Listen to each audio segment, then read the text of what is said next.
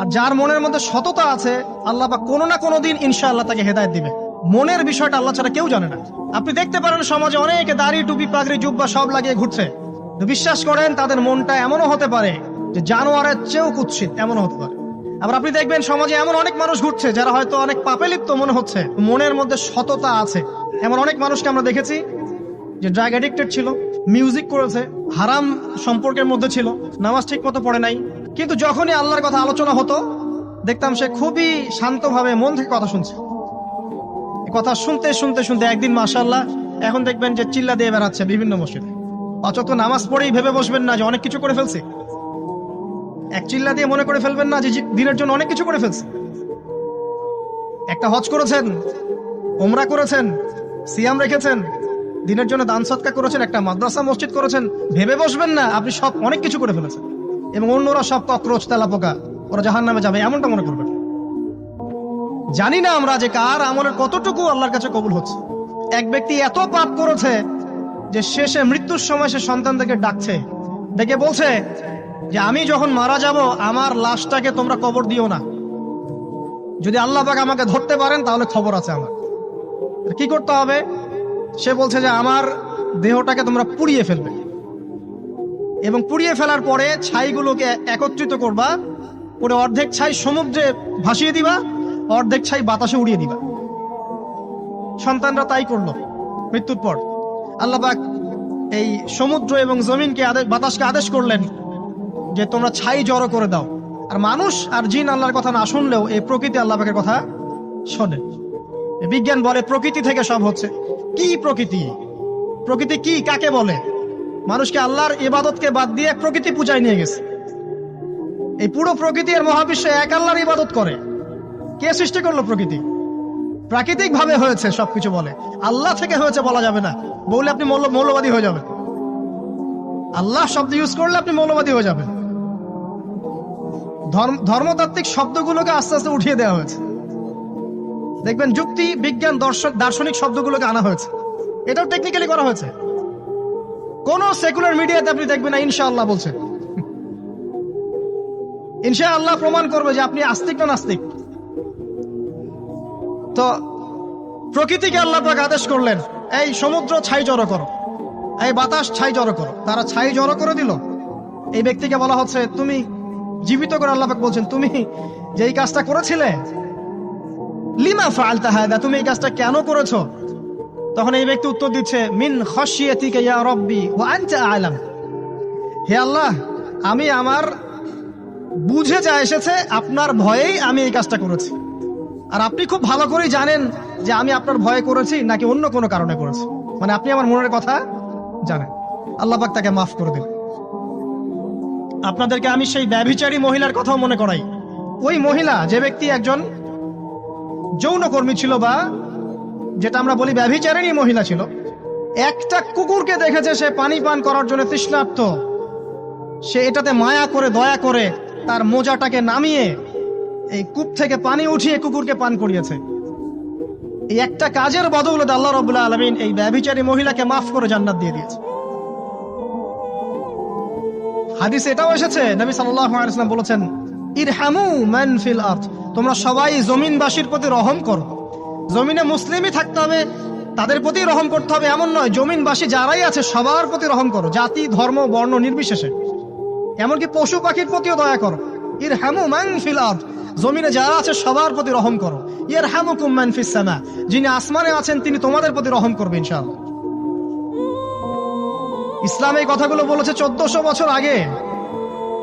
আজকের এই বিশ্বের সোকল্ড এই মডার্ন বিশ্বে যেখানে মানুষের রক্তের কোনো দাম নাই, সেখানে ইসলাম পশু পাখির অধিকার নিয়ে কথা বলেছে 1400 বছর আগে। কাদেরকে কি শিখাতে আসেন? কুরআন এবং সুন্নাহর বাইরে অভ্রান্ত সত্যের কোনো উৎস আছে? এখানে যা আছে তাই চূড়ান্ত। মানতে চাইলে মানেন, না মানতে চাইলে জাহান্নামে যান, কেউ তো বাধ্য করছে না। লাকুম দীনুকুম ওয়ালিয়া দিন। আল্লাহ পাকের রহমত দেখেন। আরেকটা ঘটনা আছে এমন, একটা বিড়ালকে বেঁধে রেখেছিল এক মহিলা, খাবার দেয় নাই, কষ্ট দিয়েছে। একটা বিড়ালকে খাবার না দিয়ে কষ্ট দেওয়ার কারণে এই মহিলাকে আল্লাহ পাক জাহান্নামে পাঠিয়েছে। এরকম কত ঘটনা আছে। এই ঘটনাগুলো হাদিসের পাতায় বর্ণিত আছে। কোরআনে কি বলছে দেখুন।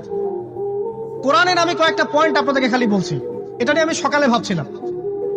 আল্লাহ পাক আদম আলাইহিস সালামকে সৃষ্টি করেছেন আমরা সবাই জানি, কিন্তু আল্লাহ পাক সূরা সাদের মধ্যে বলছেন ইবলিসকে, হে ইবলিস, তোমাকে কিসে বারণ করলো আদমকে সেজদা করতে, যে আদমকে আমি নিজের হাত দিয়ে সৃষ্টি করেছি। আল্লাহ রাব্বুল আলামিন যে আমাদেরকে এত যত্ন করে ভালোবেসে সৃষ্টি করেছেন, এটা কি আল্লাহ পাকের দয়ার নিদর্শন নয়? মহাবিশ্বের অন্য কোন মাখলুক সৃষ্টির ব্যাপারে আল্লাহ পাক বলেন নাই খলাকতু বিয়াদাই, আমি নিজ হাতে তাকে সৃষ্টি করেছি। শুধু সৃষ্টি নয়, সৃষ্টি করার পর আল্লাহ পাক তাকে সমস্ত নাম শিক্ষা দিয়েছেন।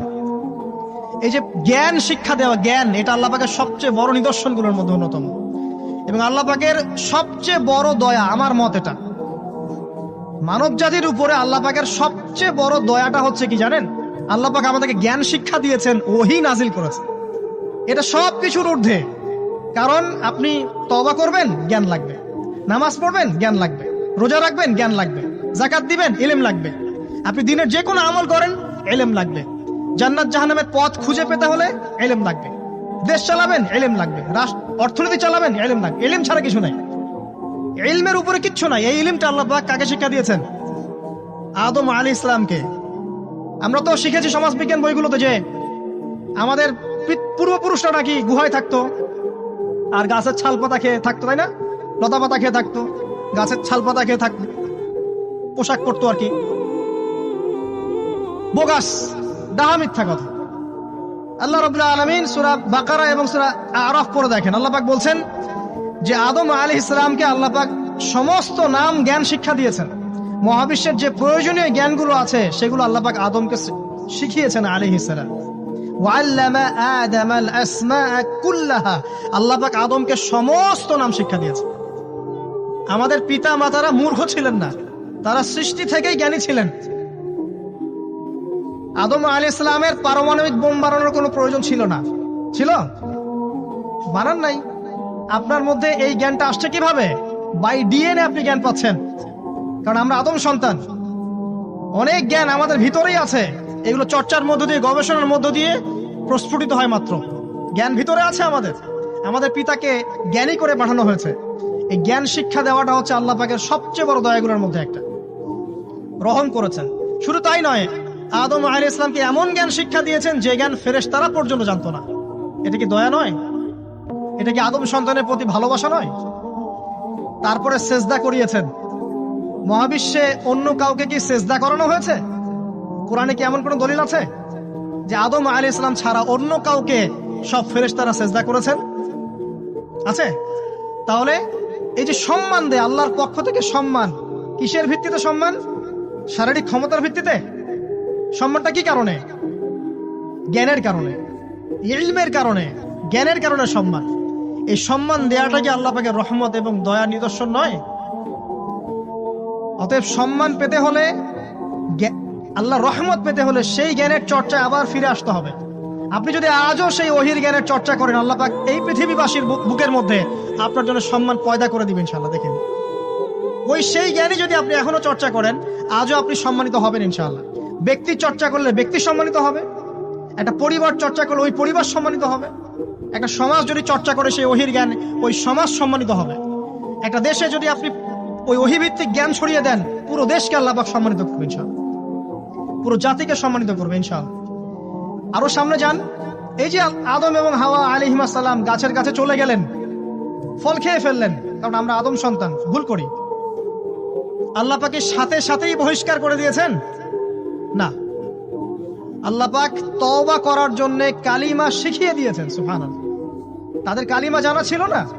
আল্লাহ পাক বলছেন ফাতালাক্কা আদাম মির রাব্বিহি কালিমাত, আল্লাহ পাকের কাছ থেকে আদম আলাইহিস সালাম কিছু বাক্য শিখে নিলেন, যেই বাক্য দিয়ে ফাতাবা আলাই, সে আল্লাহর কাছে তওবা করলো।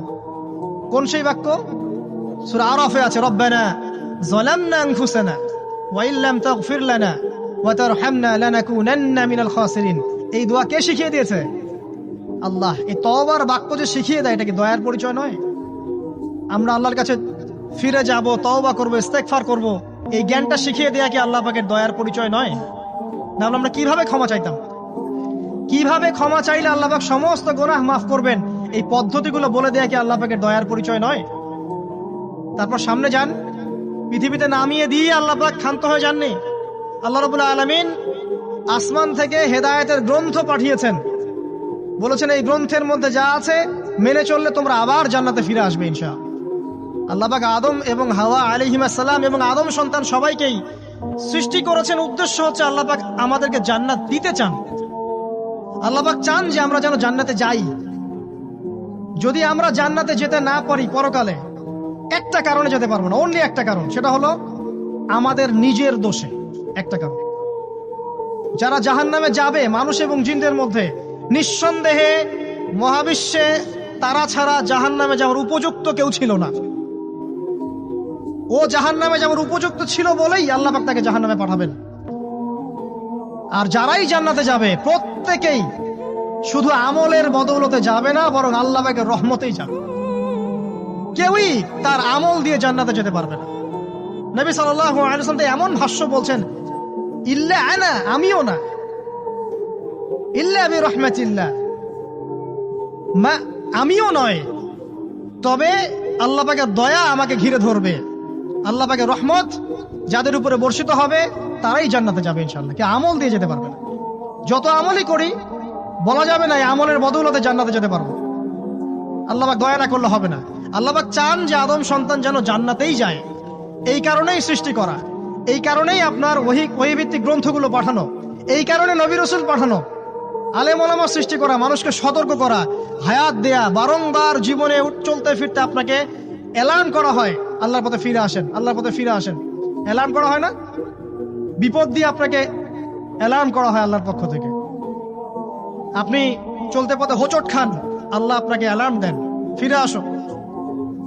চলছেন বিপথে, আল্লাহ পাকে অ্যালার্ম দেন, ফিরে আসো। আল্লাহ পাকের পক্ষ থেকে কিন্তু এগুলো আসে।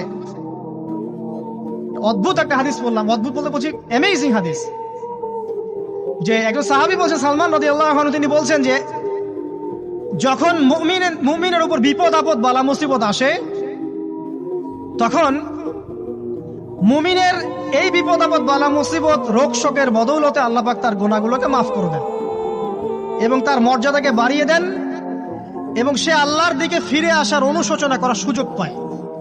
আর যখন কাফের মুশরিক বা ফাসেক মানুষকে এইসব রোগ ব্যাধি বিপদ আপদ বালা মুসিবত ঘিরে ধরে, তার দৃষ্টান্ত সেই উটের ন্যায় যে উটটাকে তার মালিক বেঁধে রেখেছে, এরপর ছেড়ে দিয়েছে।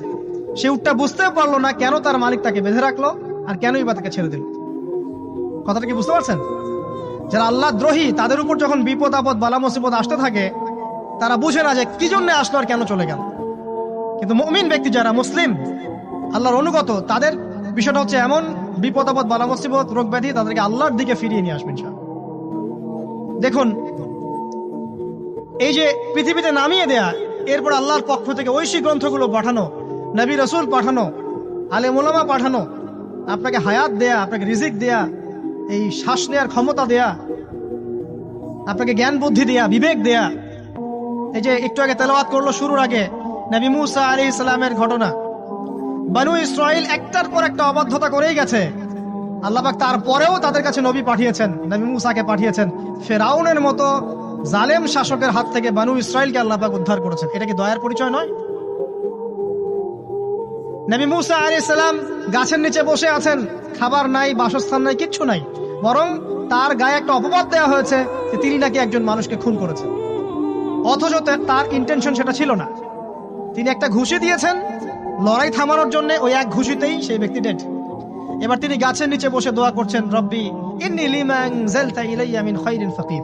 আল্লাহ, আমি নিঃস্ব অসহায় হয়ে এখানে বসে আছি, তুমি আমার উপর তোমার যে রহমত পাঠাবে আমি তার ভিখারি হয়ে বসে আছি।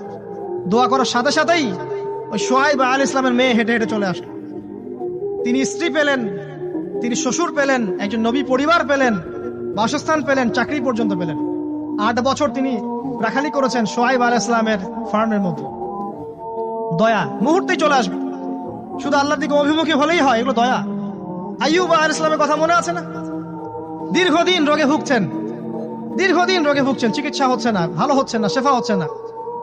এখানে যারা আধ্যাত্মিকত্ব নিয়ে পড়াশোনা করেন, লেখালেখি করেন, তারা বলেছেন তাদের কিছু কিতাবের মধ্যে, রোগটা যখন এমন একটা পর্যায়ে চলে আসলো যে তিনি জিহ্বাটা নড়াতে পারছেন না, কারণ তিনি আল্লাহ পাকের জিকির করতে প্রচন্ড ভালোবাসতেন। এক পর্যায়ে রোগটা এমন একটা জায়গায় চলে আসলো যে জিহ্বাটা তিনি নড়াতে কষ্ট হচ্ছে।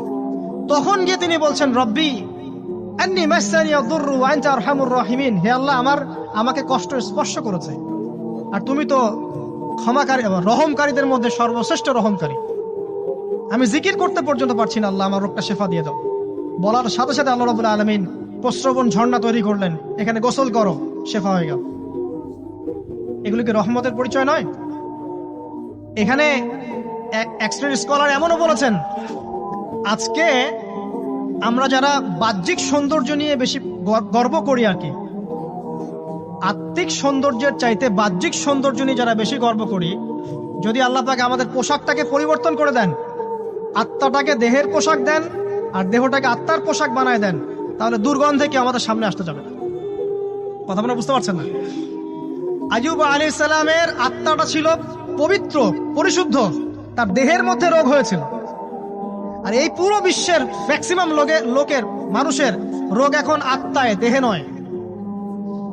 আবার বলছি, হয়তো বুঝতে পারছেন না। আইয়ুব আলাইহিস সালামের রোগটা হয়েছিল দেহে, বাইরে। তার আত্মা ছিল পবিত্র, পরিশুদ্ধ আত্মা। দেহের রোগের একটা পর্যায়ে যখন জিহ্বাটায় ইফেক্ট হলো, তখন জিকির করতে তার কষ্ট হচ্ছে, তখন তিনি দোয়া করছেন, আল্লাহ আমার এই রোগটাকে শেফা দিয়ে দাও।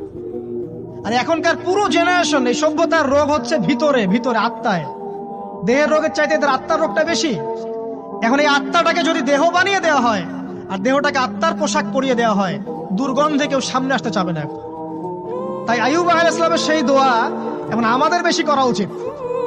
রব্বি আন্নী মাসসানি আদ-দুররু ওয়া আনতা আরহামুর রাহিমিন, আল্লাহ আমাদের আত্মায় রোগ এসেছে, এটাকে তুমি শেফা দাও। দেহের রোগ লেস ইম্পর্টেন্ট, আত্মার রোগটা বেশি ইম্পর্টেন্ট। এরকম নিদর্শন কোরআনের পাতায় পাতায় ছড়িয়ে আছে। আসহাবুল কাহাফ, পুরো সমাজ ওদেরকে মেনে নিচ্ছে না, গুহায় চলে গেলেন, ঘুম পাড়িয়ে দিলেন আল্লাহ পাক। 309 বছর, কত বছর? 309 বছর একটা দোয়ার বদৌলতে তারা বলেছিল, রব্বানা আতিনা মিন লাদুনকা রাহমা ওয়া হাইয়্ লানা মিন আমরিনা রাশাদা।